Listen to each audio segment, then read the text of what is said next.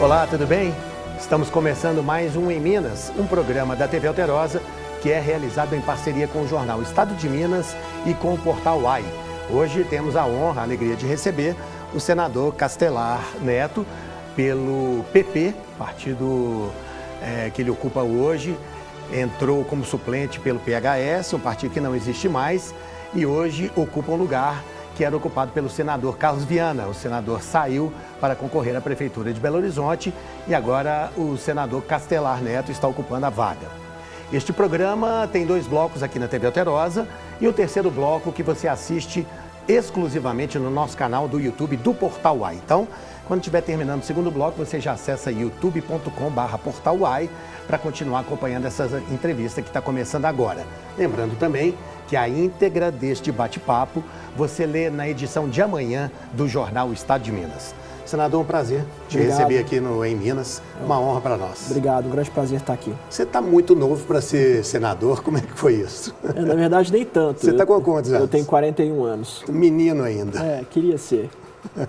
Mas como que foi isso? Na verdade, eu disputei a eleição como suplente, à época do senador Carlos Viana, né? Nós já formávamos um grupo político, à época, salvo engano, com 35, 36 anos. E agora, em virtude da licença do senador, eu assumi aos 41 anos, o que aumenta muito a minha responsabilidade, eu sei disso. Você é o segundo mais novo no Senado hoje? Hoje o segundo mais novo, poucos meses de diferença para o senador Irajá. Irajá, ele tem que idade? 41, mas na verdade alguns meses de diferença. Questão de meses, bacana. Castelar, o que dá para fazer em 4 meses? Esse é o tempo, pelo menos o menor tempo, em que você ficará ocupando o cargo.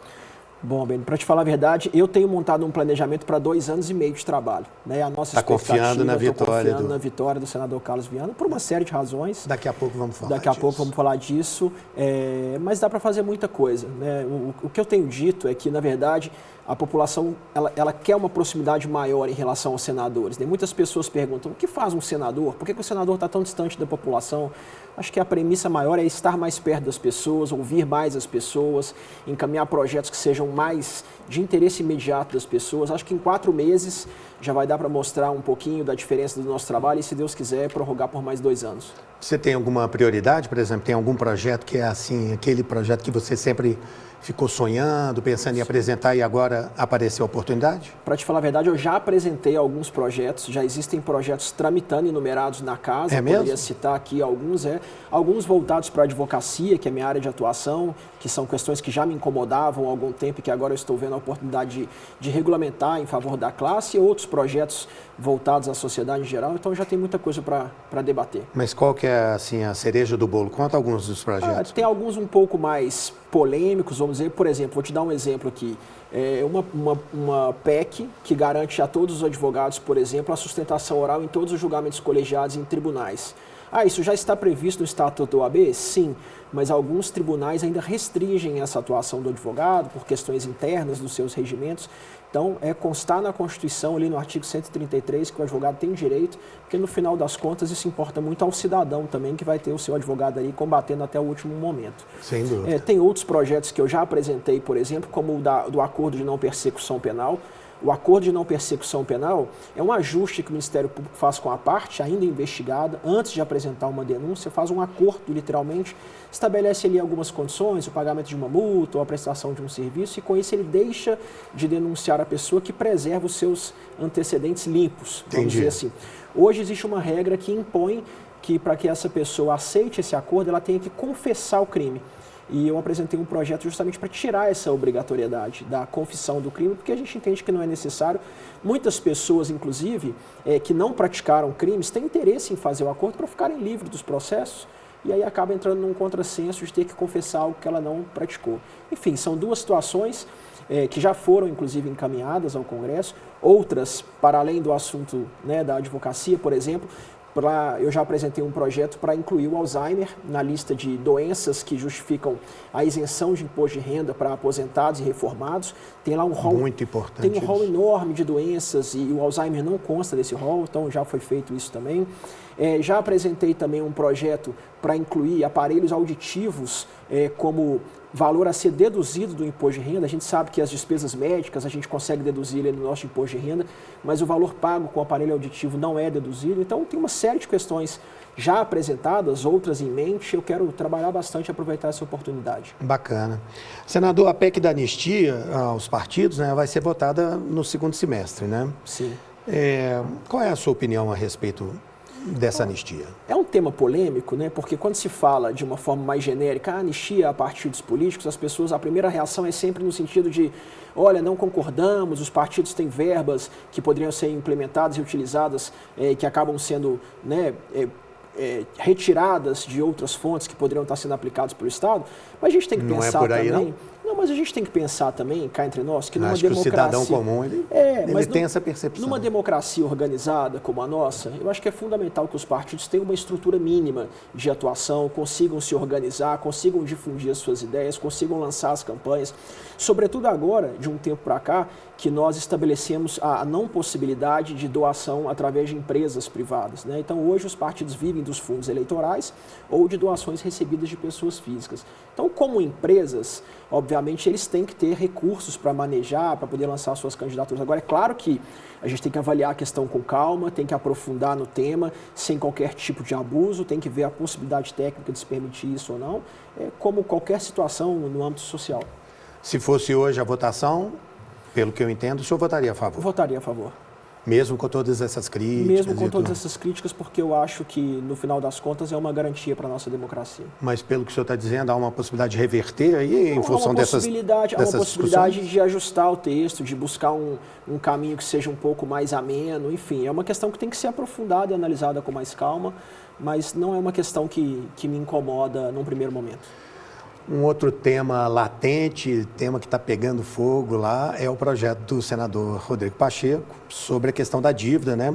A dívida dos estados, e a nós nos preocupa diretamente a questão da dívida de Minas, né? O senhor gosta da proposta do senador Rodrigo Pacheco? Gosto. Nós temos que fazer primeiro um paralelo aqui, bem assim, e levar em consideração o papel do governo do estado ao longo dos últimos anos, né? Fala-se muito da dívida do governo do estado. É muito importante deixar claro que o governador Zema não é responsável por nenhum centavo dessa dívida que foi acumulada ao longo dos últimos 30 anos. Né? Então, é uma dívida que hoje representa um valor muito importante para o Estado, mas que foi sendo acumulada em função de juros, de encargos da própria dívida e que cresceu muito. O governador, pelo contrário, na verdade, ele já fez pagamento de várias parcelas e quando ele encontrou o Estado, quando ele assumiu o governo, ele teve que fazer um repasse para os municípios que estava atrasado, pagamento de servidores, pagamento do judiciário, e tem enfrentado essa dívida, a princípio, antes do projeto do senador Rodrigo Pacheco, através do regime de recuperação fiscal, que é ainda a única oportunidade que existe ativa para o Estado de Minas Gerais.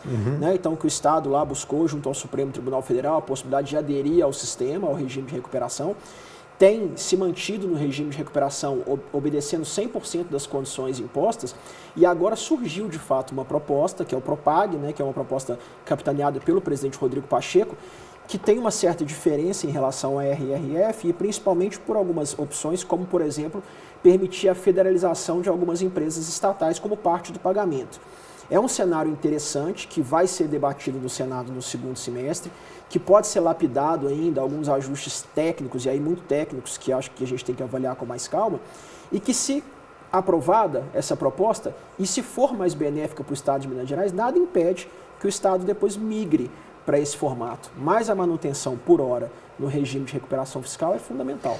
Muita gente gosta de dizer que o governador se gaba de estar com as contas em dia e tudo mais, mas que ele está fazendo isso porque ele está sentado na liminar que foi conseguida pelo governo anterior. O senhor tem essa visão também? Na verdade, até a decisão do Supremo, ela permite ao Estado que permaneça no regime de recuperação fiscal. Então, ela faz com que o Estado possa pagar um pouco menos do que ele deveria pagar se eles não estivesse fazendo parte do regime de recuperação fiscal. O que cá entre nós é a vontade de qualquer governador, que na verdade é permitir que essa dívida possa ser paga de uma maneira justa. É muito interessante a gente falar que nós estamos tratando de uma dívida entre entes federativos, né? Então, o Estado de Minas Gerais ele gera muitas riquezas para a União. A gente sabe que hoje é o Estado, por exemplo, responsável por 9,5%, né, de todas as riquezas nacionais, e que muitas vezes ele não recebe da União como um retorno uma aplicação na proporção que deveria pela riqueza que ele gera em âmbito nacional. Então, é difícil imaginar um ente federativo que cobra IPCA mais 4% de juros por um valor de uma dívida. Então, tipo um banco, né? Tipo um banco. Então, é uma situação que tem que ser analisada com calma, porque o mais importante, Ben, é encontrar uma solução que, de fato, dê fim ao problema. Né? Nós estamos há 30 anos com esse fantasma rondando o governo de Minas Gerais, então temos que encontrar uma solução, e o governador tem sido muito coerente quando ele fala, sobretudo para gerações futuras. Né? O governo do Estado agora tem mais 2 anos e muito provavelmente consegue fazer o pagamento nesses próximos 2 anos. E os próximos? Tá? Então nós temos que encontrar uma solução para frente. Senador, vamos fazer um rápido intervalo? Pode Vamos ser? lá. A gente vai lá e volta rapidinho. Tchau.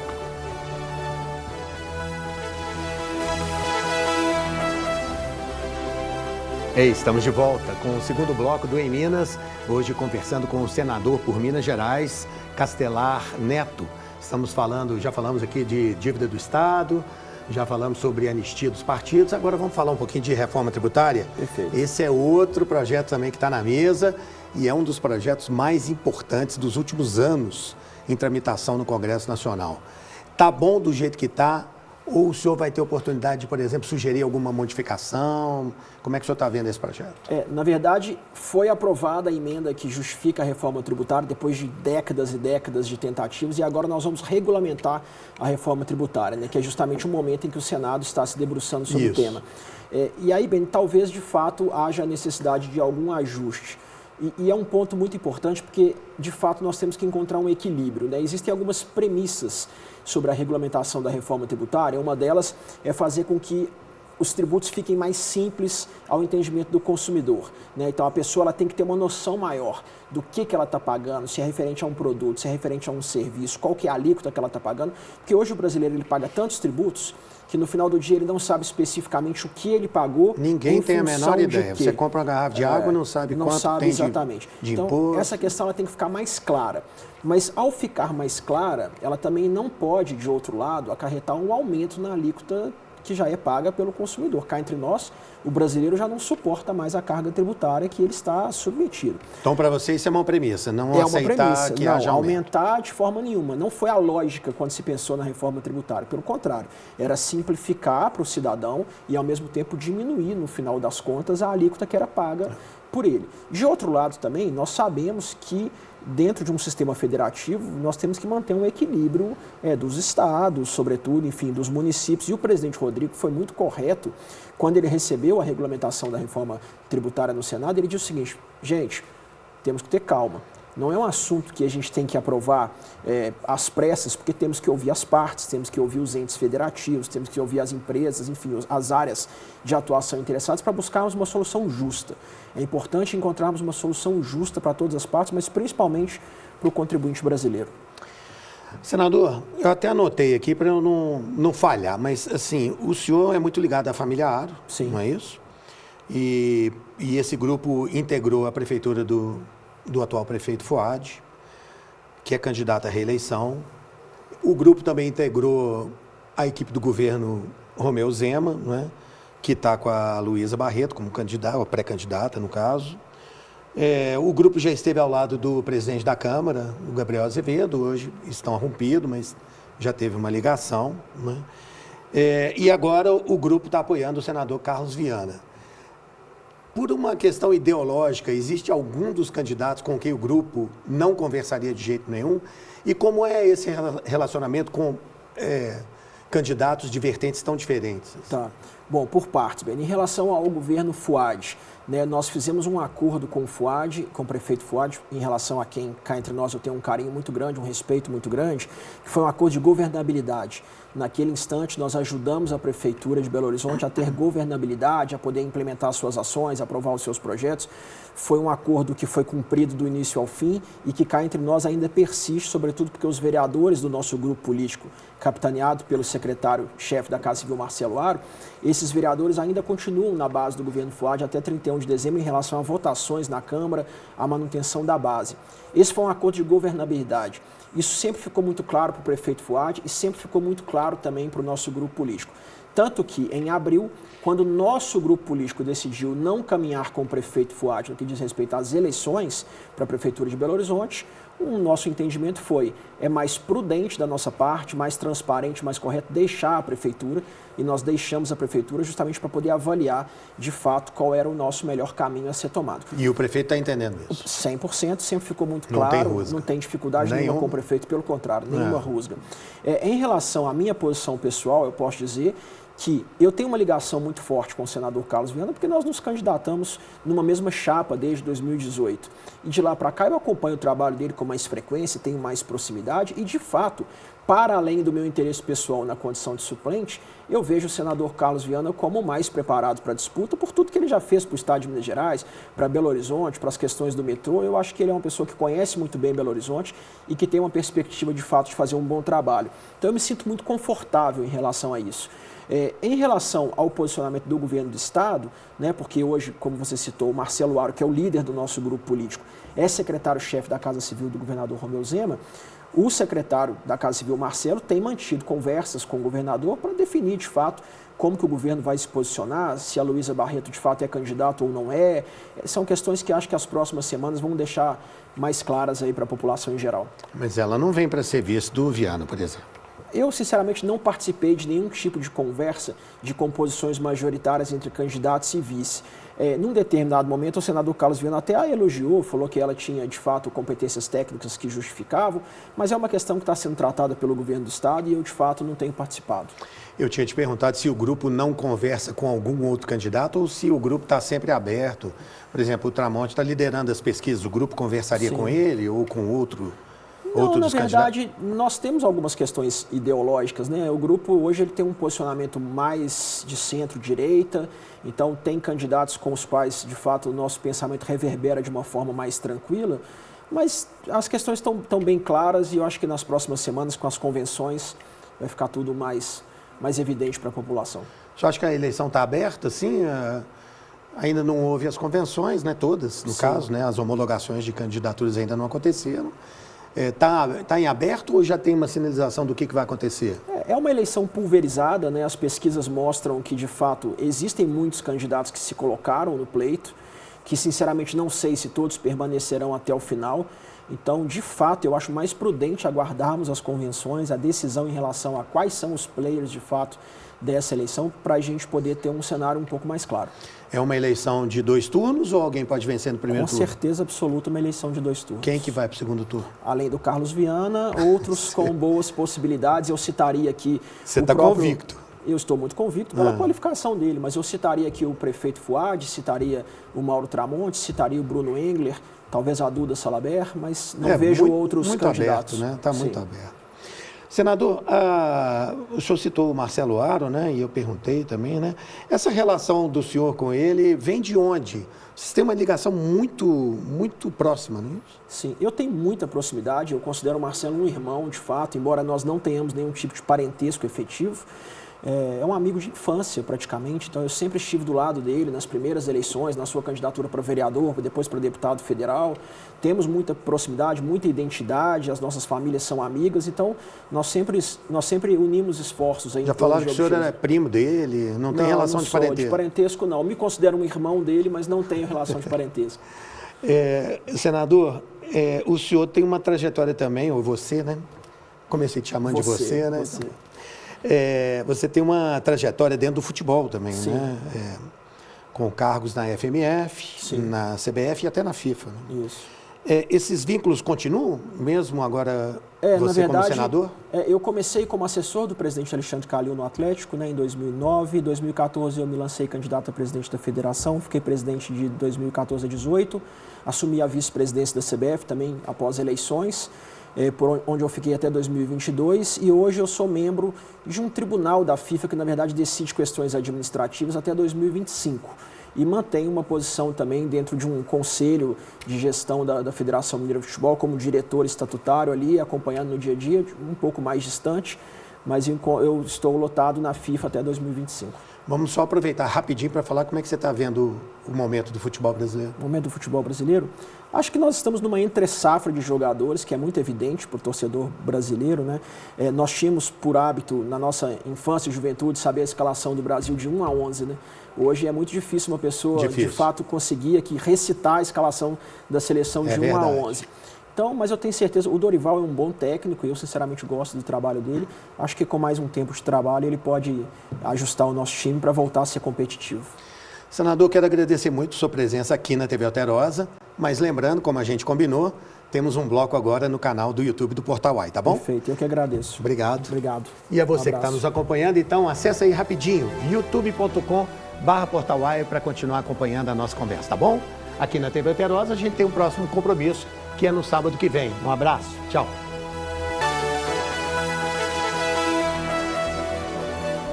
Ei, pessoal, estamos de volta agora com o terceiro bloco do Em Minas, hoje conversando com o senador Castelar Neto, que está no Senado pelo PP e hoje está dando a honra da presença dele aqui no nosso programa.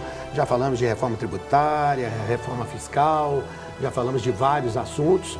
Vamos falar um pouco agora sobre Belo Horizonte. Estamos em ano de eleição municipal. Acho importante falar um pouco da capital, né? Claro. Lembrando para você que a íntegra dessa entrevista você lê na edição de amanhã do Jornal Estado de Minas, tá bom?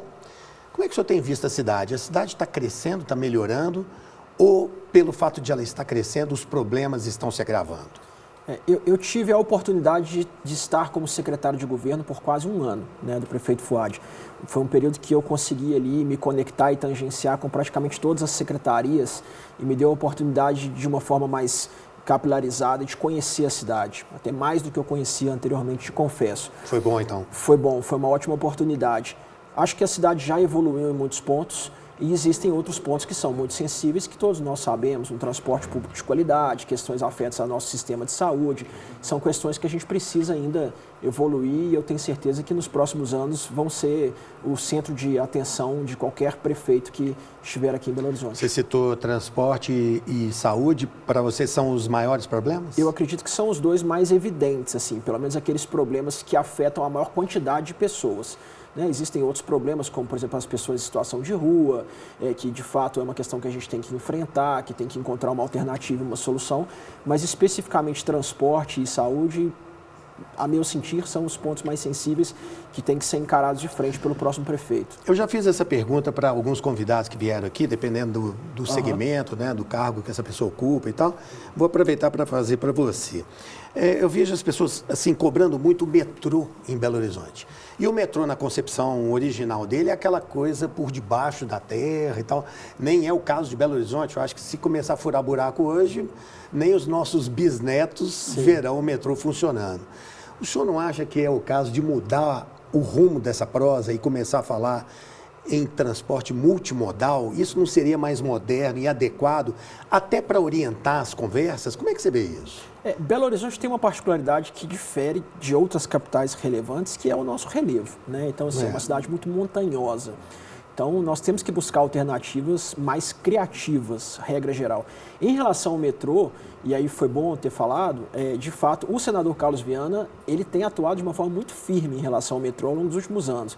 Buscou recursos da União Federal para implementar a ampliação das rotas, enfim.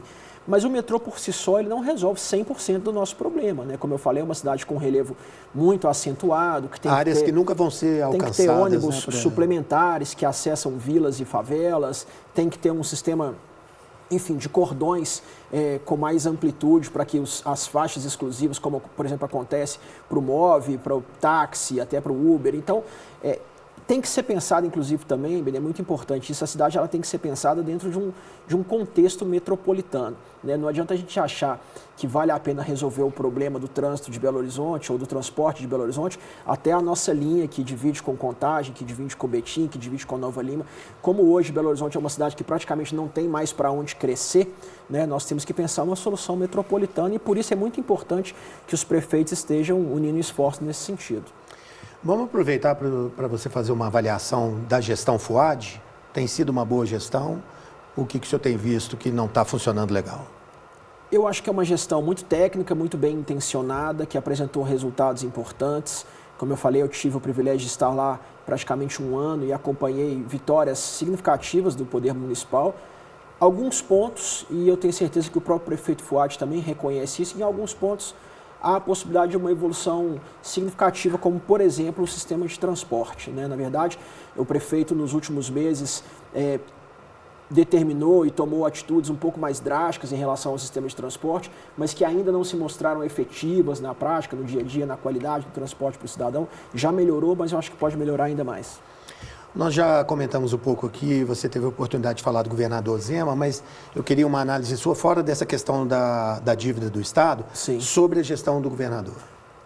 Na minha opinião, uma gestão muito técnica, muito qualificada, com um secretariado muito competente, muito bem intencionada, que tem enfrentado os problemas de Minas com muita coragem, né? Na verdade, quando o governador ele limita um reajuste, por exemplo, para uma determinada categoria, e obviamente a gente sabe que não agrada 100% da categoria, ele faz dentro dos limites de razoabilidade, limites, enfim, do que é possível ali naquele momento. A questão da dívida é uma questão que dificulta muito as ações do governo do Estado, né? Encarar o dia a dia de um governo do Estado com uma dívida de bilhões assombrando, tem que ter muita criatividade.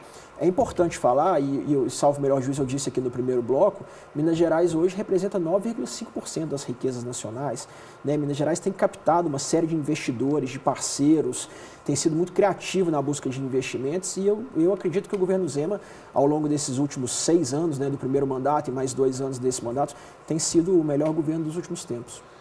Como é que é a sua relação com o governo Lula? Tem um relacionamento bom ou tem problemas? Não, eu não poderia falar que nem é um relacionamento bom, nem um relacionamento com problemas. Assim, eu tenho uma relação superficial com algumas pessoas ligadas ao governo. Com o presidente Lula, eu ainda não tive a oportunidade de estar com ele.